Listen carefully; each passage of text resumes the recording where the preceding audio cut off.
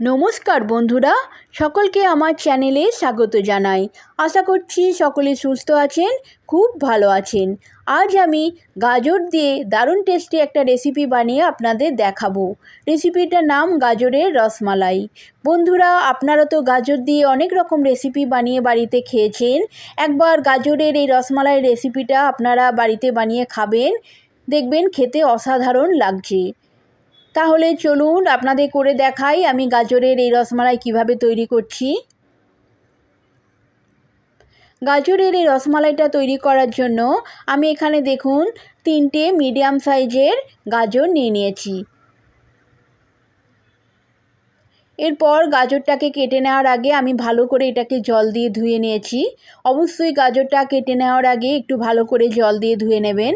গাজরের মধ্যে অনেক বালি লেগে থাকে, তাই অবশ্যই একটু ভালো করে ধুয়ে নিতে হবে। এরপর আমি গাজরটাকে দেখুন এরকমভাবে খোসা ছাড়িয়ে নিচ্ছি।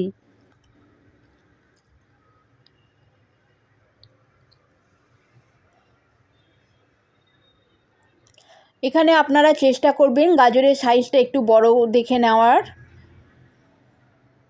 আর এরকম যেন গাজরের কালারটা লাল থাকে, তাহলেই কিন্তু রেসিপিটা খেতে ভালো লাগবে। এরপর আমি গাজরটাকে দেখুন এরকমভাবে গোল গোল করে এটাকে কেটে নিচ্ছি। আমি এরকম গোল গোল করে কেটে নিচ্ছি, আপনারা চাইলে আপনাদের পছন্দ মতো শেপ মতো করে কেটে নিতে পারেন।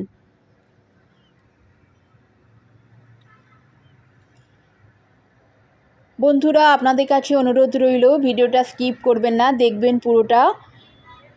দেখার পর আপনাদের যদি রেসিপিটা ভালো লেগে থাকে অবশ্যই কিন্তু একটা লাইক করে দেবেন, কমেন্ট করে জানাবেন রেসিপিটা আপনাদের কেমন লাগলো।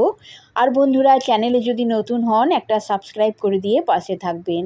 দেখুন বন্ধুরা, গাজরটাকে এরকম ছাড়িয়ে নিলাম, তারপর এটাকে একটা মিক্সি জার নিয়ে জারের মধ্যে দিয়ে দিচ্ছি। গাজরগুলো দিয়ে দেওয়ার পর এরপর আমি এর মধ্যে দিয়ে দিলাম হাফ কাপের থেকেও কম চিনি। আমি এর মধ্যে দিয়ে দিলাম। মিষ্টিটা আপনারা যতটা খাবেন সেই মতো করে চিনিটা এখানে দেবেন। আর আমি এর মধ্যে দিয়ে দিচ্ছি 3 হাতা দুধ। আপনারা আমি এখানে গরুর দুধ ব্যবহার করছি, আপনারা চাইলে এখানে পাউডার দুধ দিয়ে দেওয়ার পর সামান্য একটু জল দিয়েও গাজরের পেস্টটা তৈরি করে নিতে পারেন। চলুন এটা মিক্সি গ্রাইন্ডারে ভালো করে পেস্ট করে নিই। দেখুন এরকমভাবে গাজরটাকে আমি মিহি পেস্ট তৈরি করে নিলাম। এরকমভাবে এটাকে মিহি করে পেস্ট করে নিতে হবে।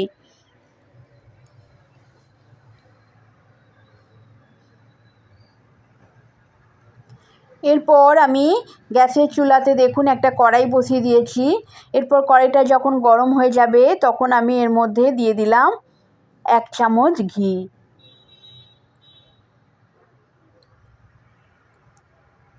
গ্যাসের ফ্লেমটা আমি এখানে মিডিয়াম টু হাই রেখেছি। ঘিটা ভালোভাবে মেল্ট হয়ে যাবার পর আমি এখানে গাজরের পেস্টটা দিয়ে দেব। দেখুন ঘিটা ভালোভাবেই মেল্ট হয়ে গেছে। এবার আমি যে গাজরের পেস্টটা তৈরি করেছি সেটা এর মধ্যে দিয়ে দিচ্ছি।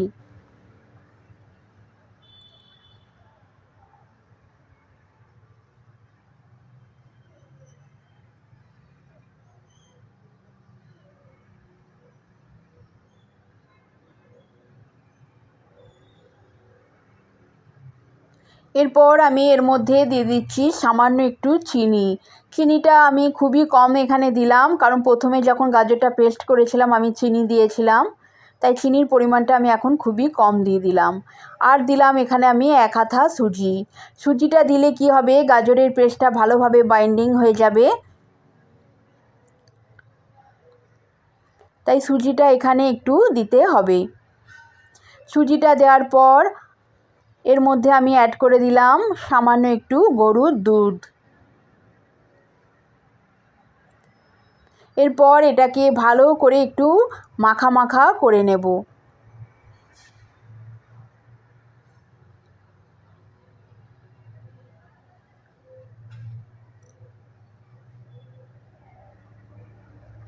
ভালো করে এটাকে মাখা মাখা করে নিতে হবে। দেখুন বন্ধুরা, এরকমভাবে আমি গাজরের পেস্টটাকে মাখা মাখা করে নিলাম।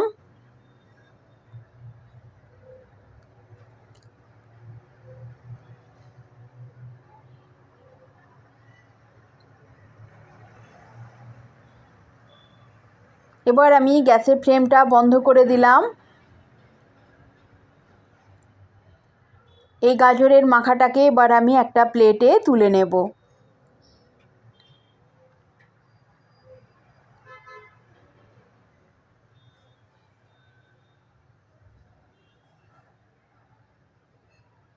দেখুন মাখাটা কত সুন্দর হয়েছে, আমার কড়াই থেকে কত সুন্দর উঠে আসছে।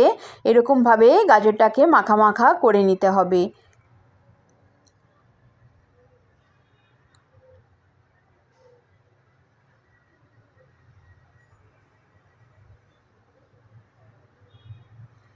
এবার আমি একটা প্লেটে এটাকে তুলে নিচ্ছি।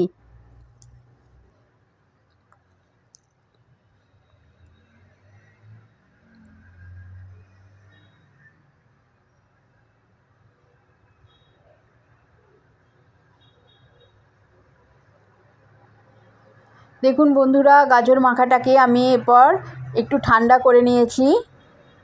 একটু ঠান্ডা করে নেওয়ার পর এবার আমি এটাকে ভালোভাবে একটু হাত দিয়ে মেখে নেব। অবশ্যই এটাকে একটু ঠান্ডা করে নেবেন, গরম অবস্থায় মাখলে হাতে ছ্যাঁকা লাগতে পারে। ঠান্ডা হয়ে যাওয়ার পর যখন হালকা হালকা গরম থাকবে তখন এটাকে এরকমভাবে মেখে নিতে হবে। অবশ্যই একটু মেখে নিতে হবে গাজরটাকে এরকমভাবে, তাহলে কি হবে, গাজরের রসমালাইটা খুবই খেতে সফট হবে আর খেতে ভীষণ ভালো লাগবে। দেখুন সুন্দরভাবে আমার গাজরটাকে এভাবে মেখে নিলাম।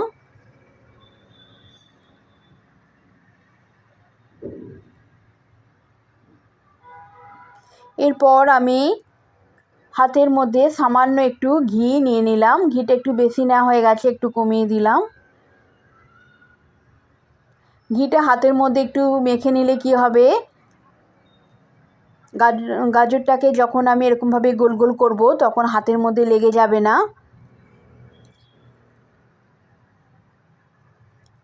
তাই হাতে একটু ঘি লাগিয়ে নিতে হবে অবশ্যই। দেখুন সুন্দরভাবে আমি গাজরটাকে এরকমভাবে গোল গোল করে নিচ্ছি। আপনারা চাইলে আপনাদের পছন্দ অনুযায়ী শেপ এখানে করতে পারেন।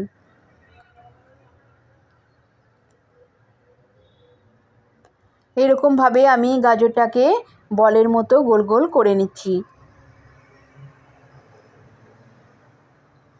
দেখুন বন্ধুরা, ঘিটা লাগিয়ে নেওয়ার জন্য আমার কিন্তু হাতে একটু লেগে যাচ্ছে না।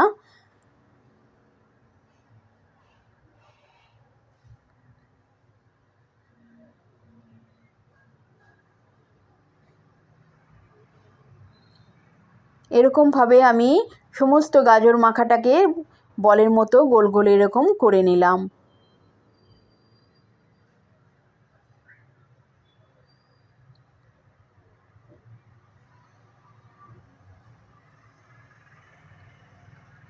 দেখুন বন্ধুরা, সমস্ত আমার গাজরটাকে এভাবে বলের মতো করে নেওয়া হয়ে গেল। এবার আমি গাজরের রসমালাইটা তৈরি করব। তার জন্য দেখুন আমি কড়াইতে এখানে আধা লিটার দুধ দিয়ে দিয়েছি। দুধটাকে আমি ভালোভাবে একটু ফুটিয়ে নিচ্ছি প্রথমে। দুধের পরিমাণটা আপনারা যতটা পরিমাণে গাজরের রসমালাই তৈরি করবেন সেই অনুযায়ী এখানে দুধের পরিমাণটা দিতে হবে।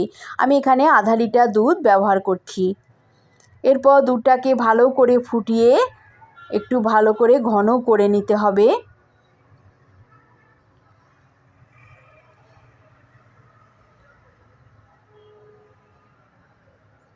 গ্যাসের ফ্লেমটা আমি এখানে মিডিয়াম টু হাইয়ের মধ্যে রেখেছি। এরপর আমি এর মধ্যে দিয়ে দিলাম 1.5 চামচের মতো আমুল দুধ।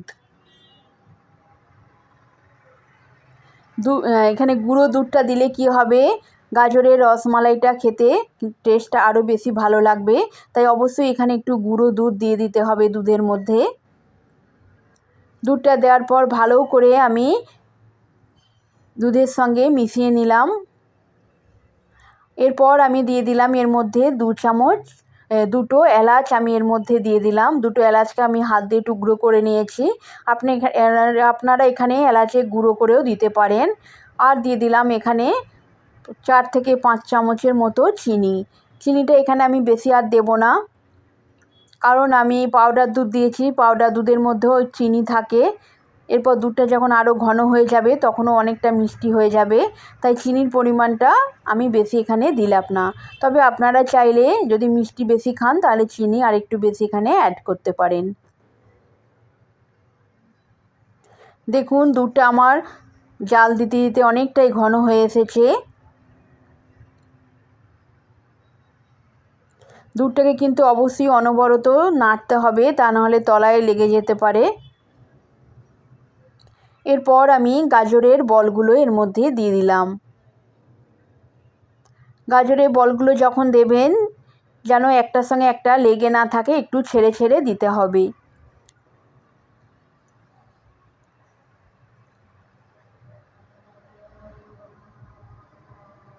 এরকমভাবে আমি গাজরের যে বলগুলো তৈরি করেছি সেগুলো দুধের মধ্যে এরকমভাবে দিয়ে দিচ্ছি।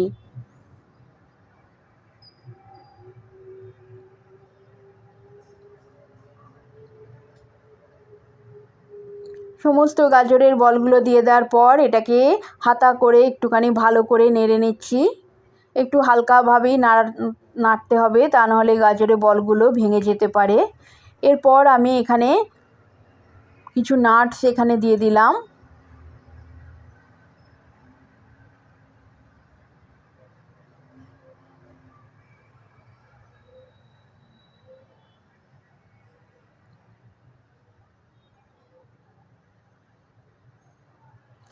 নাটসগুলো দিয়ে দেওয়ার পর আবারও এটাকে একটুখানি নেড়ে নিলাম। এরপর আমি এটাকে একটু ঢাকনা দিয়ে জাস্ট 2 মিনিটের মতো একটু ফুটতে দেব। 2 মিনিট পর ফিরে এলাম বন্ধুরা। দেখুন গাজরের বলগুলো ভালোভাবেই আমার নরম হয়ে গেছে, দুধটাও অনেকটা ঘন হয়ে গেছে। এরকমভাবে দেখুন গাজরের রসমালাইটা সুন্দরভাবে তৈরি হয়ে গেল। এর থেকে আমি এটাকে আর বেশি গাঢ় করব না, কারণ এটা ঠান্ডা হয়ে গেলে আরও অনেকটা গাঢ় হয়ে যাবে। এরপর গ্যাসের ফ্লেমটা আমি বন্ধ করে দিলাম। ব্যাস বন্ধুরা, এইভাবেই আমি সুন্দরভাবে তৈরি করে নিলাম গাজরের রসমালাই। এই গাজরের রসমালাইটা খেতে অসাধারণ লাগে। এরপর আমি এটাকে একটু ঠান্ডা হয়ে যাওয়ার পর একটা পাত্রে ঢেলে নেব।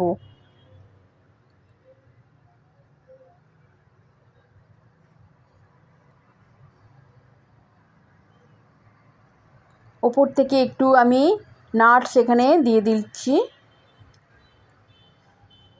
আমি এখানে আমন্ড নিয়েছি, আপনারা চাইলে আপনাদের পছন্দ মতো নাটস এখানে ওপর থেকে একটু দিয়ে দিতে পারেন।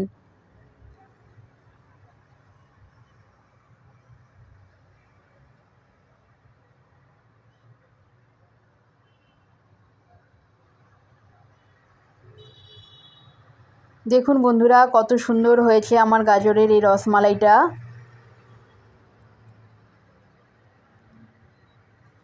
এবার এটাকে চলুন একটা পাত্রে ঢেলে নিই। বন্ধুরা এই গাজরের রসমালাইটা দেখে আপনাদের যদি ভালো লেগে থাকে অবশ্যই একটা লাইক করে দেবেন, কমেন্ট করে জানাবেন আপনাদের এই রসমালাইটা কেমন লাগলো। আর চ্যানেলে যদি নতুন হন বন্ধুরা একটা সাবস্ক্রাইব করে দিয়ে পাশে থাকবেন। আবার কোনো নতুন রেসিপির ভিডিও নিয়ে চলে আসবো, ততদিনে সবাই খুব ভালো থাকবেন, সুস্থ থাকবেন। সবাইকে আমার অনেক অনেক ধন্যবাদ।